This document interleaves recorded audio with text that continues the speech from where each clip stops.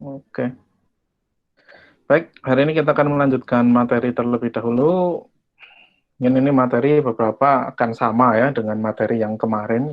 Salah satunya dogma sentral biologi molekuler. Sekali lagi ini biar teman-teman tidak salah lagi gitu ya. Baik, replikasi DNA. Saya lupa kalian ini dulu dengan saya atau dengan Bu Wiwit ya replikasi. Mungkin ada perbedaan kalau dulu saya perbedaan pola ya. Tetapi intinya sama. Oke, DNA, replikasi DNA. Di sini kalau dari kata-kata replikasi seperti itu ya, teman-teman pasti sudah kebayang replika itu tiruan gitu ya. Replika itu dia kopian atau duplikat gitu. Nah, replikasi DNA itu juga sama. Dia proses mengcopy, menggandakan, menduplikasi gitu ya. Yang diduplikasi apa? Yang digandakan apa? Yang digandakan adalah materi genetik. Materi genetik bagian mana? Semuanya. Kalau di sini kita berbicara mengenai DNA ya, ini semuanya. Kromosom itu semuanya, genom. Jadi seluruhnya itu digandakan. Itu namanya replikasi DNA. Nah, untuk apa sih replikasi DNA ini? Kenapa makhluk hidup harus melakukan replikasi DNA? Nah, di sini tentunya setiap makhluk hidup itu pasti tumbuh ya. Ketika tumbuh, ciri-ciri tumbuh itu kan ketika kita melihatnya di level seluler, itu terjadi pembelahan sel. Nah, ketika sel membelah, sel yang baru ini dia membutuhkan DNA juga tentunya sebagai otak penggerak dari si sel tersebut. Nah, di sini replikasi DNA itu dia berfungsi untuk memberikan atau mentransfer gitu ya, mentransfer informasi genetik kepada generasi selanjutnya atau pada sel yang baru gitu. Jadi replikasi DNA, kalau dari kata replikanya, saya rasa teman-teman semua sudah familiar lah ya, replika, mungkin HP itu ada replikanya, mungkin mainan ada replikanya, bahkan sinetron yang sekarang baru hits itu juga replika dari drakor ya kayaknya ya. Katanya saya juga nggak lihat dikit yang banyak iklannya itu. Oke, nah replikasi DNA. Ketika kita berbicara mengenai replikasi DNA, ini adalah suatu proses yang dia sangat fundamental, proses dasar yang dia sangat diperlukan oleh makhluk hidup. Seluruh makhluk hidup itu memerlukan replikasi DNA. Tidak ada makhluk hidup satupun yang dia tidak memerlukan replikasi DNA. Nah, replikasi DNA tadi penggandaan materi genetik, di mana kemarin kita diskusikan di pertemuan sebelumnya bahwa materi genetik ini menjadi otak dari satu sel gitu ya, dari sebuah sel. Di mana sel ini menentukan pada level-level atasnya hingga ke organismenya kemarin ya. Jadi kemarin kan paling kecil sel menjadi jaringan gitu ya, jaringan menjadi organ, lalu sistem organ, lalu organisme. Nah, di sini sel kan paling kecil. Otaknya si sel itu adalah si materi genetik. Nah, replikasi DNA ini prosesnya yang hasilnya nanti adalah duplikasi DNA atau duplikat DNA gitu ya. Integritas dari DNA hasil duplikasi, jadi misalnya DNA asli gitu ya. DNA asli lalu diduplikat ada dua gini. Nah, integrasi atau integritas atau keutuhan atau kesempurnaan. Wah, kesempurnaan dari hasil replikasi ini dia sangatlah penting. Sangatlah penting. Ada kesalahan di satu titik yang itu memang menjadi gen penentu metabolisme misalnya, atau gen penentu kehidupan yang lain gitu, itu bisa menyebabkan kematian. Tidak tidak hanya sakit ya, bahkan ke kematian. Kalau sakit itu sangat mungkin kanker, mungkin disorder yang lain, mungkin autoimun atau yang lain itu bisa disebabkan karena kesalahan replikasi DNA. Sehingga proses proses dari replikasi DNA ini sangat fundamental, sangat penting gitu ya. Dan hasil atau produk dari DNA replika tadi yang di copy tadi, hasil kopian DNA itu juga jadi sangat penting. Nah, ketika kemarin kita berbicara mengenai materi genetik ya, struktur materi genetik, kita kembali mengulang bahwa materi genetik terutama di eukariot itu sangatlah kompleks, panjang, dan urutannya bermacam-macam, dan dia berlilit-lilit di kromosom gitu ya. Dan jangan lupa bentuknya adalah linear ya kemarin.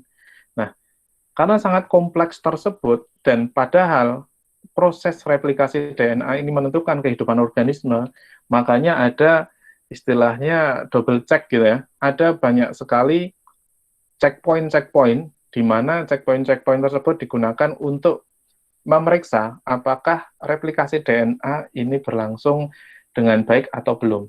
Dan ini semuanya menggunakan mesin-mesin molekuler. Dulu di biologi molekuler, nampaknya saya yang menyampaikan mengenai perbaikan ya ketika terjadi error DNA. Nah, di situ salah satu double duty-nya ya. Jadi ada proofing-nya. Ada kalau kita nulis jurnal itu ada proofread-nya ya. Jadi ada pembacaan ulang dari mesin-mesin molekuler yang ada. Jadi di sini teman-teman perlu tahu bahwa replikasi DNA ini sangat penting, sangat-sangat penting, terutama untuk makhluk hidup ya. Dan karena kalian adalah makhluk hidup semua, saya rasa ini nggak ada yang zombie kan ya. Ini proses replikasi DNA ini setiap hari terjadi gitu ya di tubuh teman-teman gitu. Dan ini adalah proses yang sangat penting, sangat penting. Ketika proses tersebut itu gagal atau terjadi kesalahan, paling paling tidak parah itu adalah sakit. Tapi sakitnya biasanya parah gitu ya. Tapi yang paling parah adalah kematian. Sampai kepada kematian. Nah, yang perlu teman-teman ingat lagi adalah bahwa di replikasi DNA ini terjadi ketika fase S. Jadi kalau teman-teman masih ingat siklus pembelahan sel gitu ya, ada G1, ada S dan G2 di mana semuanya ini tergabung dalam interfase gitu ya. Kan dulu Pak Mat ya, profase, metafase, anafase, telofase gitu ya, yang mitosis gitu. Nah, jeda antara telofase dengan profase berikutnya itu adalah interfase. Jadi dia ada jedanya gitu ya. Nah, di interfase ini ada 3 fase, G1, S, dan G2. Jelas G1 ini dia persiapan untuk fase S ya. Lalu untuk G2 dia persiapan untuk ke mitosis. Nah, karena ini terjadi di fase S, di mana fase S ini ya utamanya ya, ada terjadi replikasi DNA gitu ya. Nah, di sini untuk G1 ya dia ada produksi enzim-enzim yang diperlukan untuk replikasi, terutama di sana sih, untuk persiapan protein-protein yang dibutuhkan untuk replikasi. Nah, ini tidak boleh dilupakan. Replikasi DNA hanya terjadi di fase S. Dan ini kan terjadinya ketika si sel mau membelah. Ini replikasi DNA. Ini yang membedakan nanti dengan yang namanya transkripsi, di mana sering terjadi miskonsepsi antara dua perihal ini, replikasi dan transkripsi. Jadi ini jangan sampai lupa. Nah, teori mengenai replikasi DNA itu sebenarnya ada 3 teori yang diusulkan oleh para ilmuwan. Ada konservatif yang A ini, lalu yang B adalah dispersif, dan C adalah semi-konservatif. Kita coba lihat yang kolom paling atas yang original DNA ya. Ini adalah DNA template-nya, DNA aslinya ini.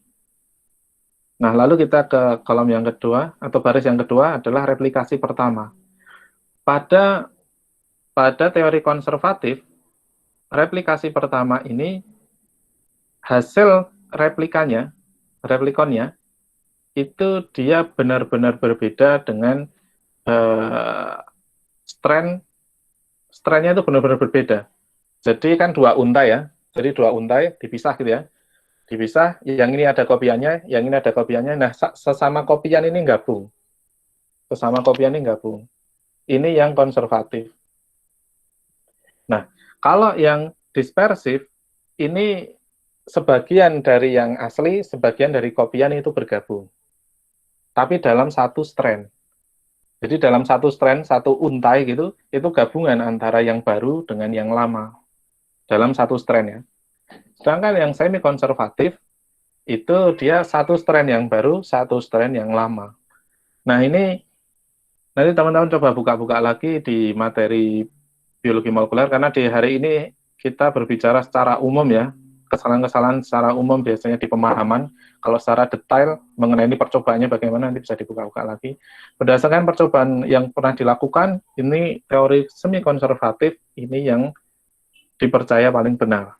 Jadi replikasi DNA itu ya ketika double strand seperti ini terbuka gini ya, yang ini nanti di copy, jadi ada komplemennya, lalu dia dengan komplemennya itu menjadi untai DNA double helix yang baru, lalu yang satunya juga dia di copy komplementernya, lalu dia akan menjadi double helix yang baru. Jadi satu strand yang lama, satu strand yang baru.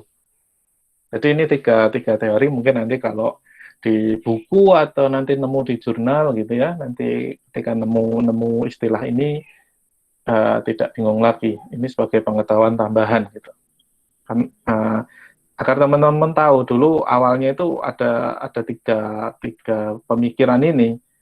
Jadi sesama kopiannya itu dia bergabung, lalu dalam satu unta itu campuran antara yang lama dengan yang baru, dan yang semi konservatif satu unta baru, satu unta yang lama. Dan berdasarkan percobaan yang pernah dilakukan, itu yang semi konservatif inilah yang dia paling benar, paling bisa dipercaya.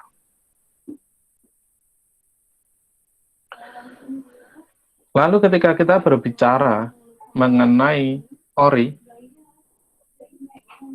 of replication gitu ya. Jadi origin itu aslinya dari mana gitu kalau biasanya origin kalau di biodata ini. Nah, ini tempat asal atau lokasi awal mula, titik awal mula terjadinya replikasi itu disebut ori. Pada prokariot, di mana kemarin kita diskusikan bahwa bentuk dari materi genetik prokariot itu adalah sirkular, lingkaran gini ya. Jadi seperti di gambar ini lingkaran gitu, nggak ada ujungnya. Jadi ketemu gini. Ini orinya cuma ada satu. Jadi replikasi hanya berlangsung, hanya dimulai dari titik itu saja. Nanti dia akan di-copy, ini sudah ada ilustrasinya ya di gambar ini, dia akan terbentuk dua lingkaran yang baru gitu. Akan terbentuk dua lingkaran di mana satu strand yaitu adalah strand yang baru. Ini di prokariot. Jadi istilah ori ini ada di replikasi. Ada di replikasi. Nah, kalau di eukariot ini ada banyak. Ada banyak. Mengingat panjangnya itu luar biasa. Berbeda dengan bakteri. Bakteri satu mungkin cukup ya, tapi kalau eukariot itu satu, wah kita tumbuhnya lama. Kita mungkin teman-teman sekarang umurnya berapa ya? Kalian ini semester 6. 18, 19, 20, 21-an ya. 20 sampai 21 atau 22 gitu. Nah, itu mungkin kayak umur 10 tahun mungkin ya, kalau cuma satu. Ya. Nanti pertumbuhannya lama banget. Kalau cuma ada satu ori gitu. Nah, kalau di eukariot itu orinya banyak. Jadi replikasi dalam satu untai gitu ya. Kan kemarin kromosom terdiri dari satu ya, ada kita ada 46, ada 23 pasang gitu. Nah, itu masing-masing dalam satu untai itu ada banyak ori di dalamnya. Ada banyak ori. Dan ori ini dia nggak giliran, tapi bareng-bareng mulai dalam replikasinya. Itu bareng-bareng. Ini ya, jadi perbedaan prokariot dan eukariot untuk orinya. Nah, ini contoh untuk perbandingan jumlah ori. Yang paling atas ini adalah bakteri, Escherichia coli. Orinya satu. Bakteri ya, prokariot orinya satu. Replikon ya, replikon itu dalam satu ori, dia panjangnya berapa gitu ya. Hasil replikanya berapa dalam satu ori. Escherichia coli itu 4.200.000. Tapi satu ya, cuma satu. Nah, untuk Saccharomyces ini orinya ada 500, dan satu ori itu rata-rata replikonnya adalah 40.000. Ini kalau dikali berapa? 4 juta kali 5 ya, 20 juta. 20 juta kalau uang lumayan. Ini DNA.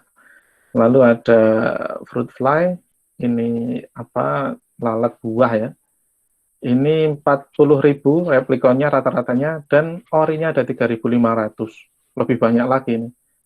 Dan paling banyak nampaknya yang ini ya, mamalia ini ya, musculus, musculus, jadi dia mouse, dia tikus, orinya ada 25.000, replikonnya rata-rata itu 150.000. Berapa nih? Banyak sekali ini ya, miliaran ini ya, untuk panjangnya. Jadi seperti itu perbandingannya. Perbandingan dari ori untuk prokariot dan eukariot terutama. Bahkan eukariot saja ini berbeda-beda. Ini ori. Istilah ori ada di replikasi. Nah, sekarang mengenai komponen-komponen DNA atau replikasi DNA. Komponen-komponen yang diperlukan dalam replikasi DNA. Yang pertama jelas template-nya. DNA template. Jadi, baik nanti PCR, baik nanti transkripsi, baik nanti replikasi itu ada istilah template. Template itu cetakan atau barang yang bakalan digandakan gitu ya. Jadi kalau misal teman-teman ngopi catatannya, misal Tegar ngopi catatannya Wahyudin gitu ya. Nah, catatannya Wahyudin ini jadi template. Nanti yang kopiannya si Tegar, nah ini jadi replikon gitu ya. Jadi hasil replikanya. Nah, template dari replikasi DNA itu dua-duanya, kan double strand. Dua-duanya jadi template. Dua-duanya di copy. Jadi kalau fotokopi kertas ya bolak-balik gitu, nggak cuma depannya aja atau belakangnya aja. Ini yang pertama, DNA template. Template-nya adalah dua-duanya, double strand DNA menjadi template. Ini jangan sampai salah, replikasi dua-duanya, karena digandakan semuanya. Yang kedua adalah primer. Replikasi DNA membutuhkan primer, dan primernya berupa RNA. Nah, di sini asalnya dari mana? Ini kan RNA ya. Ini asalnya dari enzim yang namanya primase. Jadi ada enzim namanya primase, dia fungsinya untuk mensintesis primer untuk digunakan dalam replikasi DNA. Karena nanti untuk transkripsi dia tidak memerlukan primer. Transkripsi tidak memerlukan primer. Tapi kalau replikasi dia memerlukan primer. Oke. Lalu sintesis DNA, baik ini replikasi, transkripsi maupun PCR, itu dari ujung 5 ke ujung 3. Ini ya, yang bawah ini dari ujung 5 ke ujung 3. Jadi jangan sampai kebalik. 5 ke 3. 5 ke 3 ini strain yang baru. Strain yang barunya dibentuk dari ujung 5 ke ujung 3. Strain yang baru. Bukan yang template-nya ya, geraknya dari 5 ke 3, template 5 ke 3 enggak. Tapi strain yang baru dibentuk dari ujung 5 ke ujung 3. Oke.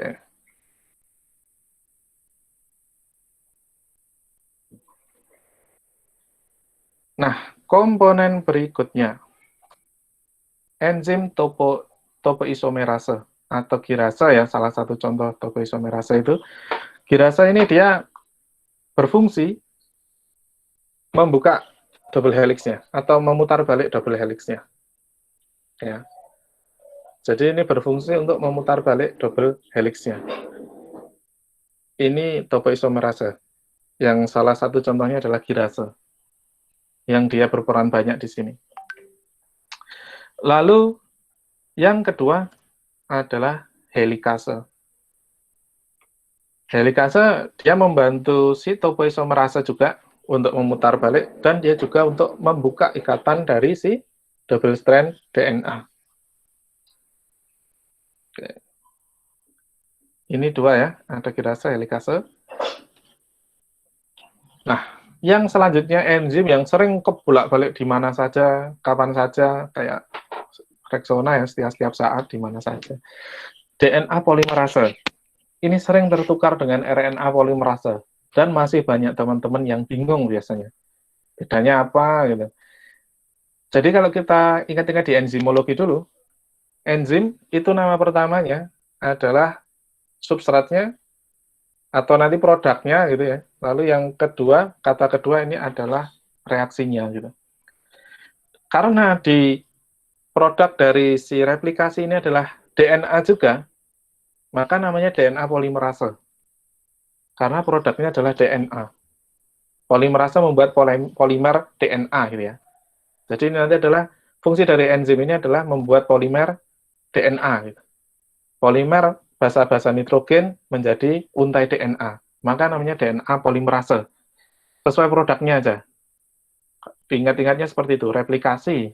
Produknya adalah replikasi itu menggandakan, semua digandakan.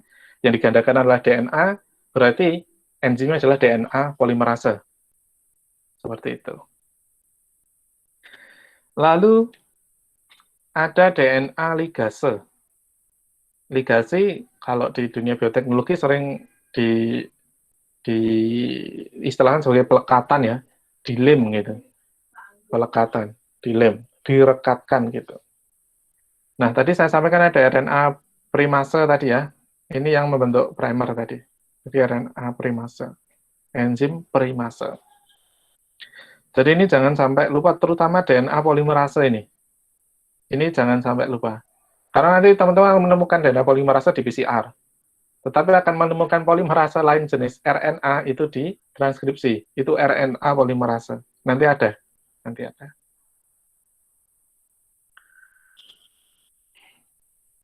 Nah, untuk mekanismenya, ini kan double strand ya, double strand, dan ini ketika membuka, itu nggak langsung sepanjang berapa, misal 10.000 base pair buka semua gini, nggak. Tapi dikit-dikit sesuai dengan orinya tadi. Sesuai dengan ori-orinya tadi. Jadi misal panjangnya tadi, contoh, misal panjangnya 2 juta gitu ya. Tadi kalau di tikus gitu, ada satu ori rata-rata 150.000, ya yang kebuka mungkin di bagian situ dulu, yang satu tengah-tengah di 150.000 itu dulu, baru nanti, atau bagian ujung ya, bagian ujung dari 150.000 itu, nanti ketemu dengan ujung yang 150.000 yang lain gitu. Nah, tapi replikasi ini tidak hanya terjadi di satu untai saja, karena ini ada 2 untai ya, double helix, ini terjadi bareng, untai yang atas dan untai yang bawah. Nah, padahal tadi disampaikan bahwa replikasi DNA hasilnya itu berjalan dari atau dicetak dari ujung 5 ke ujung 3.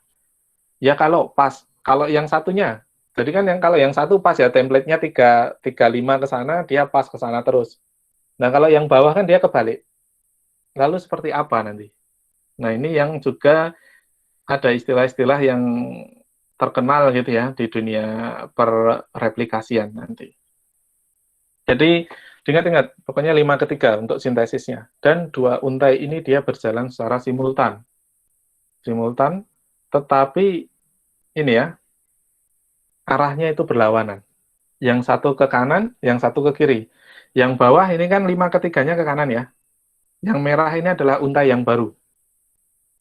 Yang bawah dulu. 5 ke 3-nya ini untai yang baru, yang merah ini. Sedangkan yang atas, 5 ke 3-nya kebalik. Dia ke kiri. Padahal bukanya ke kanan kan. Kita lihat, bukanya ke kanan. Unwinding-nya dia ke kanan. Jadi nanti yang ke kiri ini mandek, karena dia bukanya ke kanan. Jadi ini mandek, tak. Ketika ini belum dibuka, ya udah dia mandek di sini. Jadi saya bisa membayangkan, nanti diskusi aja kalau masih bingung di sini. Jadi yang atas, ini dia arahnya ke kiri, tetapi ketika dia udah mentok di bagian yang belum dibuka, udah dia berhenti. Sedangkan yang bawah dia akan terus, karena dibuka akan terus. Nah, lalu yang di atas bagaimana? Sedih ya yang di atas kali ya. Nah,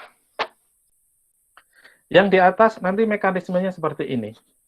Kalau yang di bawah, oke lah ya, teman-teman bisa membayangkan. Karena dari 5 ke 3 terus si enzim itu kan jalan, terus. DNA polimerase jalan terus. Nah, kalau yang di atas, itu, kalau yang di bawah dulu ya, tadi ada primer, ada DNA polimerase terus jalan. Nah, kalau yang di atas, itu dia primernya nempel berkali-kali. Nempel pertama, direplikasi ke kiri. Mentok ya. Lalu primer kedua di belakangnya nempel, replikasi ke kiri lagi, nabrak, jadi sampai mentok ke ujung 5 yang tadi direplikasi yang pertama. Begitu seterusnya. Nah, karena yang disintesis adalah DNA, sedangkan primernya RNA, maka ujung 3 dan 5 ini nggak ketemu. Dan dia menjadi fragmen-fragmen. atau semacam potongan-potongan gitu lah ya, nggak nyambung gitu, nggak nyambung. Nah, di sini fragmen-fragmen ini disebut fragmen Okazaki. Nah, ini istilah yang terkenal biasanya di dunia perreplikasian DNA. Nah, strand atau untai yang dia tidak terputus-putus, yang dia lanjut terus, ada primer, terus DNA polimerase mensintesis terus-menerus, disebut leading strand. Lead, jadi dia terus-menerus. Continue gitu ya, sintesis DNA-nya. Sedangkan, kalau yang putus-putus disebut lagging strand. Ini lagging bukan yang dipakai di kaki atau tangan gitu ya. Tapi ini lag, kalau HP kalian nge-lag gitu ya, putus-putus buat main game, mandek-mandek nge-lag gitu ya, lagging strand.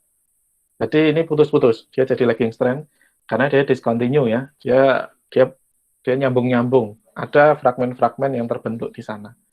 Ini lagging strand dan leading strand. Jadi ini simultan antara yang untai yang leading maupun yang lagging. Ini bareng terjadinya. Karena memang hanya dari 5 ke 3. Nah, lalu gimana tadi yang ujung 3 sama 5 nggak ketemu tadi? Karena dia DNA dan ketemunya mentok ke RNA. Nah, ada mekanismenya. Kalau di sini dimulai di nomor 3 ini ya. Nanti dibantu namanya DNA polimerase 1. Sebenarnya ada mekanisme yang lain, tapi ini memudahkan untuk teman-teman memahami gitu ya. Jadi ada DNA polimerase 1, yang dimana dia menghilangkan RNA. Menghilangkan RNA-nya di ujung 5. Kan tadi 5 ke 3, berarti di bongkot, di ujung belakang yang 5 ya, primernya. Karena dia 5 ke 3, primer berarti ada di ujung 5 kan. Nah, pertama dia akan menghilangkan primer RNA ini, RNA dihilangkan, lalu dia bisa mengisi gap-nya. Dia bisa mengisi gap-nya. Nah, di sini gap yang diisi adalah yang kosong ya. Jadi misal ini ujung 5, misal adenin gitu. Ini ujung 3-nya yang tadi fragmen Okazaki yang belakangnya. Jadi ini primernya yang ke depan ini udah diganti DNA semua, ini belakangnya udah DNA. Tetapi mereka belum terikat, antara yang depan dengan yang belakang ini belum ada ikatan. Oh, belum ada ikatan. Masih netron yang tadi lagi. Lah ikatan ini akan dibantu oleh DNA ligase tadi. Jadi enzim ligase, dia tugasnya merekatkan antara fragmen Okazaki yang dia RNA-nya udah dihilangkan, udah diganti dengan DNA. Jadi DNA polimerase 1 tadi menghilangkan RNA-nya diganti dengan DNA. Nah, tapi kan fragmennya tetap ini belum nyambung karena tadi memang terpisah kan. Tadinya terpisah, nggak nyambung. Nah, ini disambungkan oleh si DNA ligase seperti itu.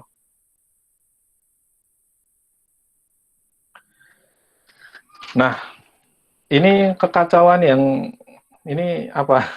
Materi yang sering membuat kekacauan ini. Transkripsi. Ini pengacau dari replikasi, pengacau pemahaman biasanya. Jadi kesalahan, apalagi lo grogi ya, baru ujian, pas pertanyaan pertama nggak kepikiran kalau bakalan ditanyakan gitu, itu biasanya langsung blank gitu, Tony blank. Jadi dia nggak ada kepikiran lagi bakalan apa nih ya bedanya apa transkripsi dengan replikasi itu akan banyak terjadi ketika memang pemahaman di replikasinya masih belum begitu paham. Nanti silahkan didiskusikan di sini kalau misalnya masih ada yang belum paham, biar ke depan lebih enak. Apalagi ini teman-teman kan sudah PKL ya, ini lebih enak lagi untuk memahami, karena terutama yang di molekuler. Nah, kita lihat dari gambar yang paling kiri dulu. Replikasi itu terjadi di DNA itu aja, di DNA. Dia nggak kemana-mana. DNA ada di dalam nukleus ya, ada di dalam inti sel. Replikasi itu juga produknya nanti bakalan di dalam inti sel. Nggak kemana-mana. Ya, berkutatnya di situ aja. Sedangkan transkripsi, itu dia nanti akan, dari DNA, itu dia akan sintesis RNA. Dari RNA menjadi template untuk sintesis protein. Nah, ini adalah sentral dogma biologi molekuler. Pertemuan kemarin sudah kita bahas, ini saya ulang lagi. Agar teman-teman tidak lupa mengenai dogma sentral biologi molekuler. Jadi di sini DNA menjadi RNA, RNA menjadi protein. Urutannya seperti itu, jangan dibolak-balik. Jangan dibolak-balik. Protein menjadi RNA. Kalau RNA menjadi DNA mungkin ada mekanisme reverse transcription ya. Ada mekanisme. Tapi kalau dari protein menjadi RNA atau protein menjadi DNA, itu tidak ada. Kecuali protein itu membantu proses transkripsi itu ada. Membantu ya, bukan protein diubah kembali menjadi DNA, nggak ada. Nggak ada. Nggak ada cerita. Jadi seperti ini. Nah, ini gambar yang kemarin saya sampaikan, saya ulang lagi. Jadi untuk DNA double strand, kalau direplikasi tadi dua-duanya ya, kayak nari saya, gimana gini ya, itu dua-duanya menjadi template. Sedangkan kalau di transkripsi, itu hanya satu untai saja, yang sering disebut coding strand. Strand yang mengkode sesuatu ya, mengkode protein. Nah, dari single strand tadi yang merupakan coding strand, itu dia akan ditranskripsi menjadi RNA. Menjadi RNA. Dan itu nanti akan ada splicing, ada penambahan cap di ujung 7, lalu ada ekornya di ujung 5 atau di ujung 7, dan ada ekornya di ujung 3, poli A gitu. Nah, ini tadi adalah transkripsi ya, transkripsi. Tadi produknya adalah messenger RNA. Nah, teman-teman juga jangan sampai lupa kalau RNA itu banyak jenisnya. Tidak hanya mRNA. Dan tidak hanya 3 yang akan saya sampaikan di sini. Salah 2-nya yang lain ada tRNA. Yang kemarin mungkin di pertemuan sebelumnya saya gambarkan dalam bentuk sel itu ya, nukleus, terus dia keluar perannya sebagai apa. Nah, ini tRNA ini juga dari transkripsi ya, tapi dia tidak ditranslasi. Dia yang mandek menjadi RNA aja. Transfer RNA, dia berfungsi untuk membawa asam amino ke dalam ribosom. Jadi ini nanti yang akan berperan dalam translasi RNA ini. Lalu ada ribosomal RNA. Sesuai namanya ini RNA penyusun ribosom. Jadi ribosom ini salah satu komponennya adalah RNA. Jadi kalau teman-teman bayangkan mungkin motor gitu ya, ada skrup kecil-kecilnya, ada tempat bensinnya, ada saddle-nya, stangnya. Kan kalau nggak ada stang ya susah, seimbang gini-gini. Nah itu apa? Komponen-komponen itu kalau di ribosom salah satunya adalah RNA. Jadi tidak melulu RNA itu adalah messenger RNA, tetapi juga ada tRNA, rRNA, nanti ada sirna, ada mirna, dan lain-lain. Ada banyak RNA. Nah, ini juga jangan sampai dilupakan. Nanti takutnya ketika kemarin sempat kejadian ya presentasi, saya lupa di angkatan berapa, dikiranya RNA ini cuma mRNA. Jadi apapun namanya semuanya adalah mRNA. Enggak, beda. mRNA ini hanya produk dari transkripsi yang disebut sebagai mRNA. Produk transkripsi yang akan ditranslasi gitu ya, mRNA. Nah, selanjutnya ada ini perbedaan lagi. Kemarin saya sampaikan, mungkin gambarnya agak beruwet, ini lebih jelas. Untuk prokariot dan eukariot ya, sini lebih jelas lagi. Kita lihat dari paling atas, DNA. Kita lihat yang bakteri, ini tidak ada selubungnya, tidak dibungkus apa-apa. Sedangkan di eukariot, ini diselubung. Yang disebut nukleus ya, dia ada penutupnya. Nah, lalu kalau di eukariot itu ada mRNA yang belum matang ya, mRNA yang butuh diolah lagi sebelum bisa dilanjutkan untuk translasi. Ya tadi, di splice, dipotong, ditambahi di ujung 7 ya, terus ditambah di ujung 5, lalu ditambah juga ekor di ujung 3. Itu baru modifikasi pasca transkripsi itu cuma ada di eukariot. Oke. Nah, baru nanti jadi mRNA. Nah, di sini beda lagi.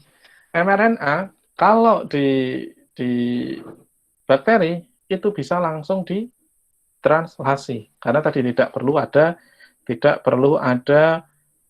modifikasi pasca transkripsi ya. Jadi dia langsung ditranslasi. Ingat, transkripsi itu produknya mRNA, kalau translasi nanti protein, ya, jangan sampai terbalik. Kita baru sampai transkripsi ini ya. Jadi ini mRNA, kalau di eukariot kan tadi dimodifikasi dulu. baru nanti setelah matang dikeluarkan dari nukleus, baru dia bakalan ditranslasi. Nah, makanya di sini transkripsi dan translasinya di eukariot itu terpisah, tidak bareng. Waktunya beda. Sedangkan di prokariot itu bareng. Karena tidak perlu dikeluarkan dari nukleus dulu. Kan ini mungkin kurang dolan ya ribosom ini. Mungkin kalau tahu petanya, kasih Google Map itu main-main ke nukleus mungkin bisa langsung kali ya. Tapi enggak seperti itu. Jadi si mRNA ini dia perlu dikeluarkan dari nukleus, baru dia akan ditranslasikan. Kalau di eukariot. Kalau di prokariot, karena dia nggak ada pemisah antara organel nukleus dan di luarnya dengan ribosom ini, jadi dia bisa langsung. Jadi mRNA-nya Mak Kutrut keluar itu langsung ditranslasi. Nah, ini untuk translasinya. Jadi sering ya teman-teman melihat translasi itu kayak bakpao ini yang biru-biru itu ada ribosom, yang bawah unit kecil, yang atas unit besar. Jadi ribosom itu ada 2 unit, setangkep gitu ya, kayak hamburger gitu. Cuma tutupnya yang bawah yang kecil. Biasanya hamburger kan yang tipis yang atas ya. Ini yang tipis yang kecil yang bawah. Kebalik. Oh, jadi ada ide hamburger kebalik nih ya. Nah, ini ada beberapa istilah ya, ada codon, antikodon. Ini juga jangan sampai lupa. Codon itu ada di mRNA, antikodon itu ada di tRNA. Nah, antikodon inilah nanti yang menentukan si polipeptida yang dibawa oleh si tRNA. Nah, ini mengingat kembali aja. Jadi untuk teman-teman agar tidak lupa codon, antikodon. Ini mekanismenya mungkin kalau dari segi jalannya sama ya. Dia dibacanya yang ke kanan gitu kalau jalannya si ribosom dia jadinya ke kiri. Nah, ini dia sebentar, ini gambarnya seperti ini, dia masuknya. Oh iya, ini ribosomnya berarti dia ke kanan. Kalau di sini ribosomnya ke kanan, masuknya yang paling kanan ini. Jadi ini disambungkan di atas ini ya, jadi nanti polipeptidanya menjadi panjang. Oke. Jangan sampai lupa mengenai codon, antikodon letaknya di mana. Nah, ini perbedaan utama ya, ada banyak, utama kok banyak. Replikasi dan transkripsi, yang dimana juga jangan sampai lupa di sini. Karena saya rasa ini kalau teman-teman memahami dasarnya, tidak akan susah untuk memahaminya. Fungsi di sini untuk replikasi, tadi saya sampaikan untuk pembelahan sel ya, dia untuk mencukupi kebutuhan DNA untuk sel yang baru.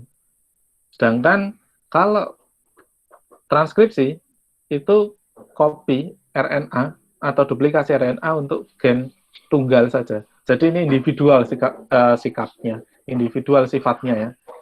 Jadi dia tidak satu transkripsi tertranskripsi semua, enggak.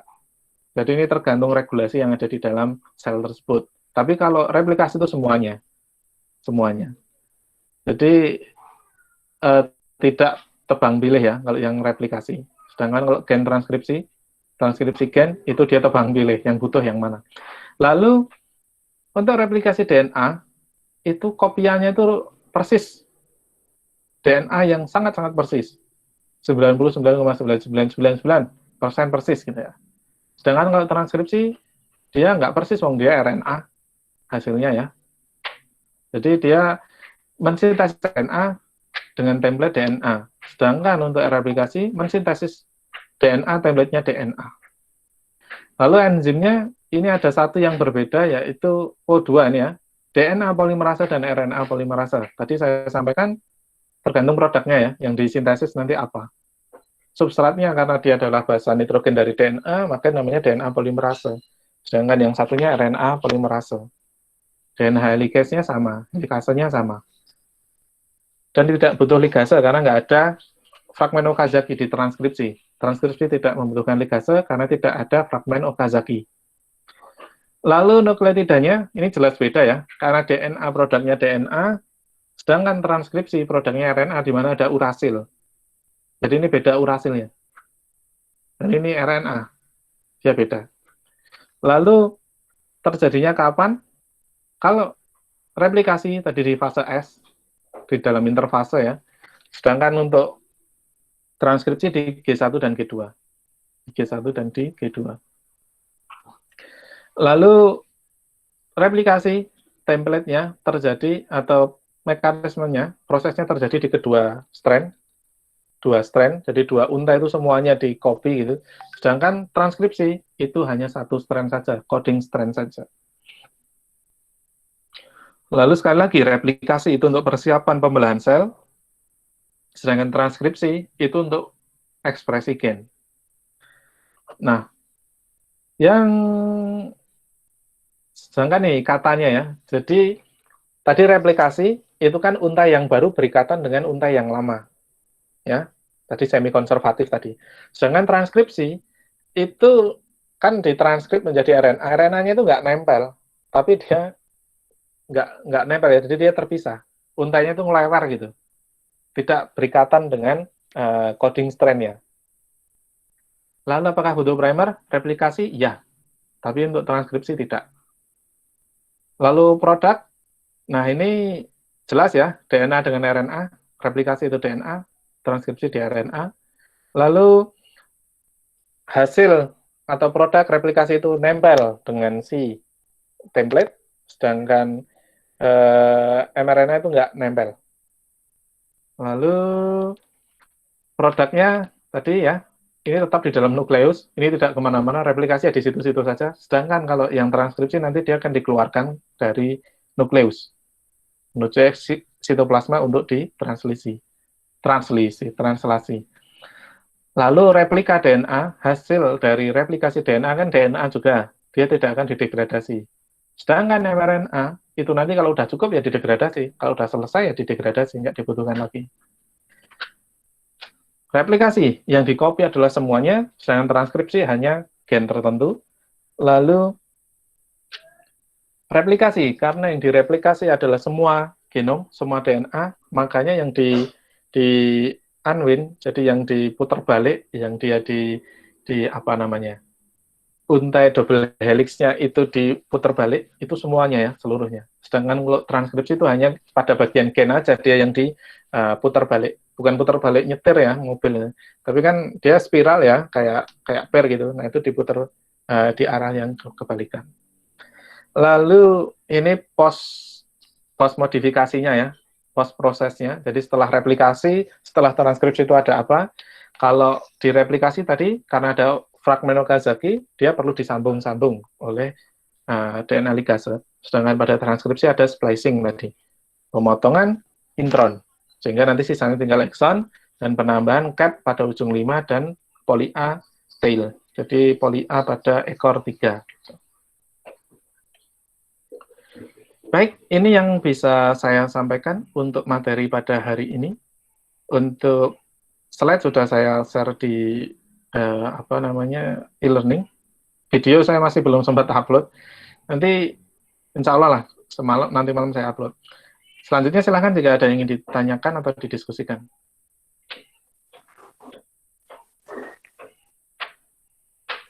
Silahkan. Harapan saya setelah ini ketika nanti skripsi ditanyai dasar-dasar seperti ini tidak salah lagi. Ini tadi hampir lupa. Ini ya, primer. Karena primer ini hanya ada di replikasi ya. Ya mungkin di mekanisme lain ada. Cuma ketika PCR itu primernya DNA. Umumnya DNA. Karena primer adanya di replikasi ini. Tapi kalau di di transkripsi, PCR itu dia DNA. Kemarin teman-teman ada yang sudah PKL dan menggunakan reverse transcriptase ya, PCR. Nah itu dia kan dia template-nya berarti RNA. Dia template-nya RNA. Nah untuk reverse transcriptase itu memang juga dibutuhkan primer. Ada primer oligo DT. Karena kan poli A ya, di belakangnya A. Primernya oligo DT. TT banyak sekali itu untuk nempel di A tadi. Ada hexamer, ada dia spesifik primer. Nah, memang kalau primer ketika nanti teman-teman template-nya adalah RNA, ketika menjelaskan primernya DNA atau RNA itu bisa lah. Nanti ya yang di reverse transcriptase itu sampaikan aja, ini nanti dulu jenis primernya ini, hexamer atau apa. Tetapi untuk PCR-nya, karena sudah di reverse transcriptase, sudah menjadi si DNA, dia akan menjadi, dia primernya adalah DNA, enggak RNA. Jadi ini jangan sampai salah. RNA primer adanya di replikasi ini. Oke. Oke, silakan kalau mungkin sinyalnya gangguan bisa tanya di sini, chat. Pak, Iya, ya Tegar. tadi mengenai yang Okazaki fragment itu Pak, saya keputus Pak, agak masuk tadi telat. Itu gimana ya tadi Pak? Gimana ya Tegar? Oke. Oke. Ya, mulai dari sini. Tuh, kebakaran. Oke. Replikasi DNA itu terjadi di kedua strand. Sedangkan strand yang baru itu hanya terbentuk dari ujung 5 ke 3. Kita lihat yang paling bawah, yang bawah dulu. Strand yang bawah. Template-nya yang abu-abu ya. Strand yang baru yang merah. Oke. Nah, kita lihat di situ pas yang merah ini, strand yang baru ini dia dari 5 ke 3. Karena template-nya ya ujung kirinya 3. Jadi pas ke sana terus. Nah, kalau yang atas itu kan kebalik. Dia nggak ke sana terus. Nggak bareng. Padahal ini kan unwinding-nya dia pemutaran baliknya. Kan dia kalau nggak diputar dulu, nggak diluruskan gitu, nggak diputar gini gitu ya, diputar balik gini, dia nggak akan terbuka kan. Kalau nggak kebuka, dia nggak bisa replikasi. Nah, jadi yang atas tuh nggak bisa ke sana terus, karena yang sebelah kiri dia nggak terbuka. Dia mentok udah nabrak. Nah, yang atas terus gimana? Padahal harus dari 5 ke 3. Kan yang atas ke kiri, sedangkan yang bawah dia ke kanan. Dan gerakan dari pembukaan untai DNA-nya ke kanan. Nah, akhirnya terbentuk seperti ini. Yang bawah itu kan terus ya, terus nggak ada hambatan, terus sampai ketemu ori yang lainnya di ujung sana, entah di 1 juta ratusan ribu kemudian atau yang lain nanti. Nah, sedangkan yang atas dia mentok ya ke kanan. Nah, ini nanti akan ada penempelan primer lagi, tak gitu, dia langsung sintesis 5 ke 3 lagi sampai nabrak ke primer RNA yang di strand depannya tadi. Karena kan ini DNA ya, yang belakang DNA. Sedangkan yang depan tadi kan dimulai dari RNA, makanya nggak nyambung di sini. Nggak nyambung. Nah, ini akan terjadi terus-menerus, penempelan primer yang di lagging strand. Jadi, kenapa namanya lagging strand? Karena nge-lag ya, ada putus-putus gitu. Kalau kalian main, apa ya, kalau biasanya HP sih ya, yang nge-lag, komputer juga nge-lag gitu ya. Buka Microsoft Word, ngetik A, keluarnya U. Ya enggak, ngetiknya A sekarang, keluarnya 2 detik kemudian, nge-lag-nya. Nah, itu lagging strand, karena putus-putus. Sedangkan yang bawah dia leading strand. Nah, karena dia ada putus-putus tadi, dan putus-putus ini tadi karena ada fragmen-fragmennya, nah ini disebut fragmen Okazaki. Jadi fragmen-fragmen atau DNA, untai DNA pendek-pendek selama replikasi pada lagging strand disebut Okazaki fragmen. Begitu, Tegar?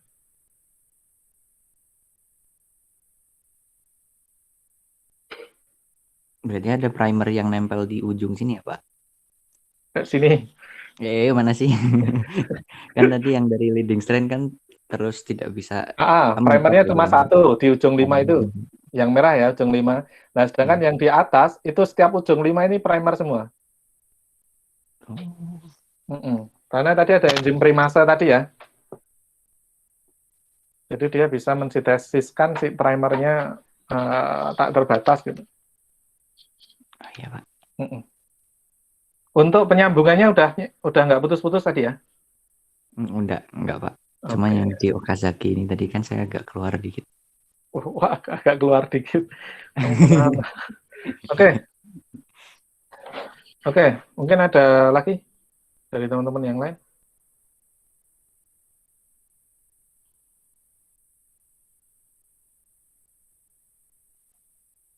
Silakan. Karena ini dasar ya, dasar dan insya Allah pasti ditanyakan walaupun sedikit. Biasanya dosen itu menanyakan kalian ketika dasar bisa ya 2-3 pertanyaan berarti kita naikkan. Kalau dasarnya belum bisa, kita coba cari dasar yang lain yang bisa dijawab yang mana. Nah, ini dasar harus bisa menjawab untuk replikasi, transkripsi, translasi, template-nya, primer, dan lain-lain.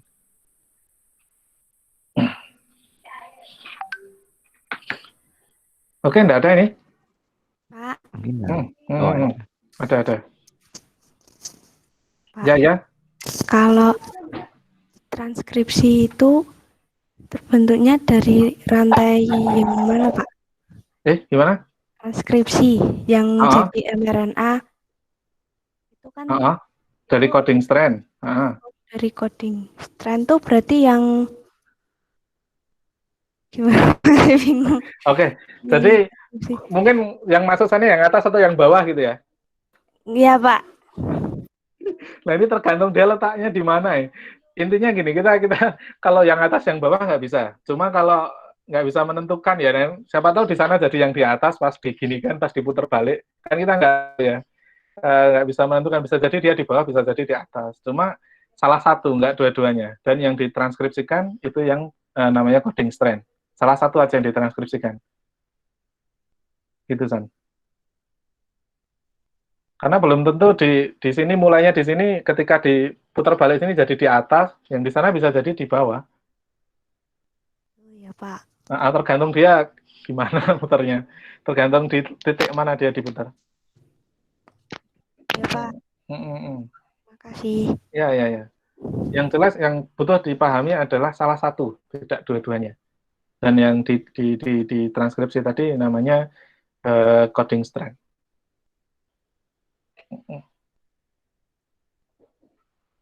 Ya. Ada lagi mungkin? Oke, kalau tidak ada, saya cukupkan. Oke.